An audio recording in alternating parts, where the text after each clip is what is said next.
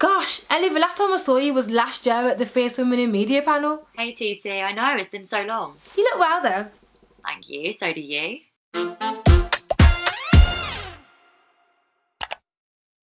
So, what does your job as an investigative journalist entail?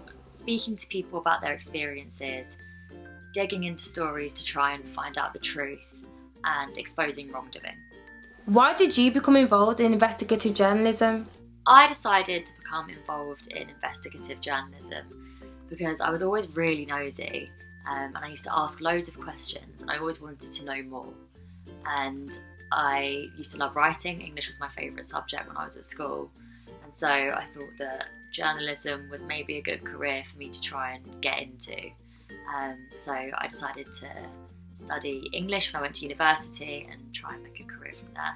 When did you make a start in your career? When I was at university, I used to write for the student paper, so that was my first real sort of delve into the world of journalism, and I used to do a radio show as well for a while.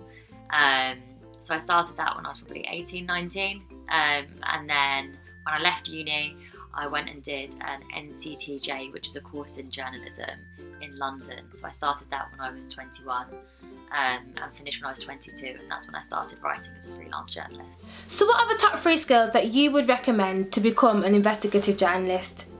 So I think the top 3 skills that you need to be an investigative journalist are inquisitive, persistent, and interested in people, and interested in speaking to people.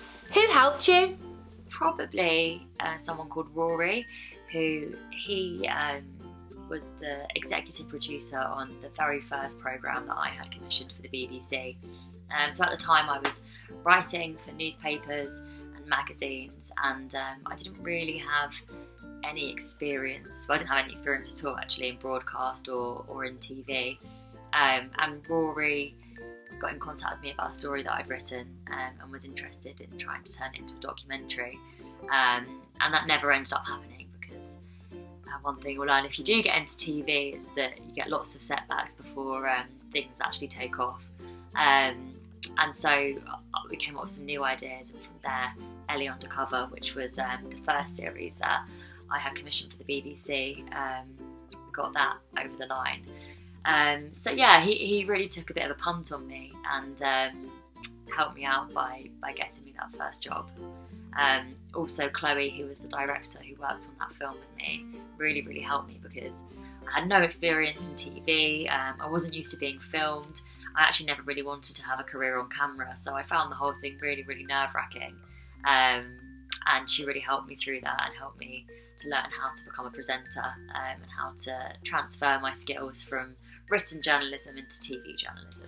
What would you say is one of your best career highlights or achievements so far? Was that first programme that I had commissioned for the BBC.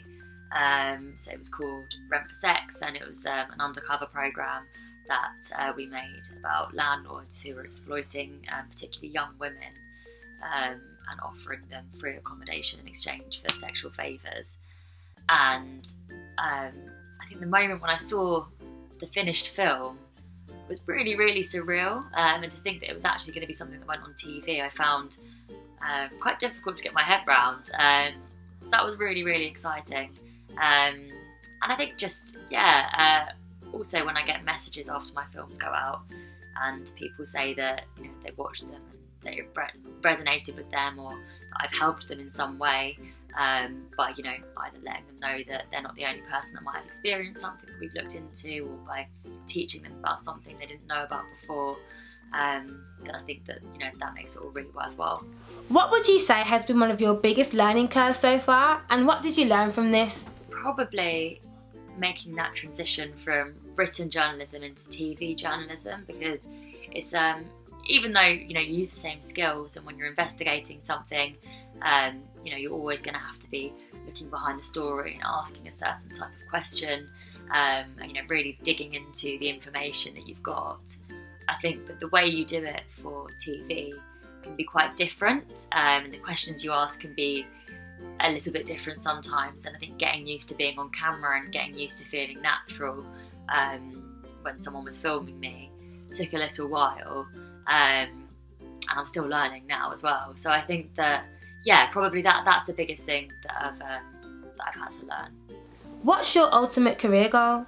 I think just to continue what I'm doing, really. I want to, you know, tell more stories, reach more people, you know, all over the country, and try and really shine a light on things that I think are important, and that hopefully resonate with, you know, lots of people, and expose things that people don't know about. So I think, yeah, really trying to tell big stories, and as many of them as possible. That's my goal. What advice do you have for young women who aspire to get into TV? So my main advice for young women who aspire to get into TV is back yourself. I think that sometimes, you know, something that I definitely felt when I was starting out, you can feel almost intimidated to make your voice heard, or to you know, put your opinion across. And I think that you can sometimes feel like everyone is way more intelligent and knows a lot more than you do. And so I think it can be easy to feel like you know, your voice might not be as valid. But I think the more you do this, the more you learn that actually, you know, everyone's like you, really. You know, everyone's just trying to speak their opinion. Some people's voices are just louder. So I think it's really important that you make your voice heard, and you know, you talk about what you think is important and how you think things should be done. Thank you so much for joining me in today's Career Corner, Ellie. It's been a pleasure having you. Thanks for having me, TC. If you want to see any of my films on BBC, you can search Ellie Flynn on iPlayer and they should come up. My latest one, Nudes4Sale, was available on BBC iPlayer from a couple of months ago. Thank you.